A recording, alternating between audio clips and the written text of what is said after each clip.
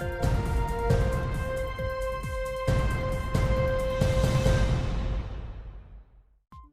روغتیا نړیوال سازمان نوی خبرداری. د روغتیا نړیوال سازمان خبرداری ورکوي چې تر وخت وړاندې او په یو وار د محدودیتونو او قرنطین لرې کول به یو وار بیا د کرونا وایرس خپرېدل چټک کړي. دغه سازمان غوښتنه وکړه چې په ګڼو هیوادونو کې د لګول شوي محدودیتونه او لاکډاون په تدریجي ډول کم شي.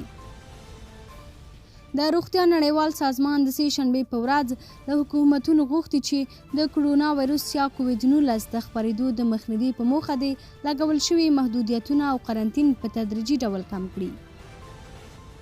د روغتیا په نړیوال سازمان کې د اسیا پیسفیک د لویدیځې ساحې د برخې مشر تاکیشي کاسای د سې شنبې په ورځ په یو کنفرانس کې وویل د کرونا وایرس خپرېدل باید د دې سبب نشي چې د پولیو، توبرکلوز، شری یا سرخکان او نورو ناروغیو پر وړاندې د واکسین پروګرامونه مختل شي.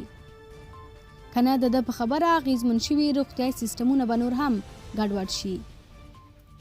د روغتیا نړیوال سازمان خبرداری ورکړ چې تر وخت وړاندې او په یو وار د محدودیتونو او قرنطین ختمول په نړۍ کې د کرونا وایرس یو ځل بیا چټک خپروي. ایټالیا چې د کرونا وایرس له سختو ځپل شویو هیوادونو څخه ده، د سې شنبې په ورځ اعلان کړی چې ځینې لګول شوي محدودیتونه به د مې میاشتې په لومړیو کې کموي. بل نور په امریکا کې ګڼو خلکو د لاریون په ترڅ کې له حکومت غوښتي چې روان قرنطین ورته اقتصادي زیانونه اړولي او باید کم یې کړي. لا ډېر نور معلومات د خبریال پر بېلابېلو پتو وڅارئ.